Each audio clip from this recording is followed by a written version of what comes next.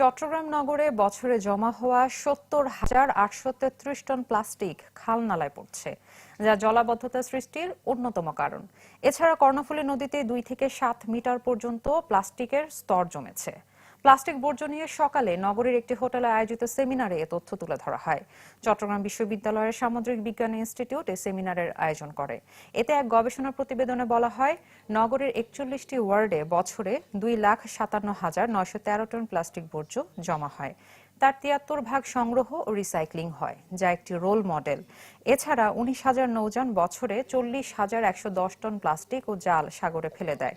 তাই সর্বক্ষেত্রে প্লাস্টিকের পরিবর্তে বিকল্প পরিবেশ বান্ধব পণ্য উদ্ভাবনের ওপর জোর দেন বিশেষজ্ঞরা। এলজিইএফডির কারণে নৌ চলাচলের বিঘ্ন করতে পারে, তাছাড়া বিচ পলিউশনের মাধ্যমে ট্যুরিজমকেও এফেক্ট করতে পারে।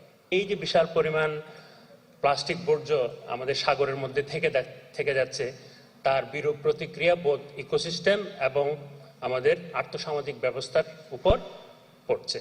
রিসাইকেল, রিইউজ, সেগ্রিগেশন এর সোর্স, মাস অ্যাওয়ারনেস ক্রিয়েট করা যে বিষয়টা, যেটা আমরা করার চেষ্টা করেছি through our school based programme, যেটা আমরা করার চেষ্টা করছি যে আমরা ওয়ার্ড স্পিকারদের সাথে বসছি, তাদেরকে ট্রেন আপ করার চেষ্টা করছি, কালেক্টরদের সাথে বসেছি, রিসাইক্লারদের সাথে বসেছি। তো আমরা কিছু না কিছু জায়গায় আমরা অ্যাওয়ারনেস আনার চেষ্টা করেছি।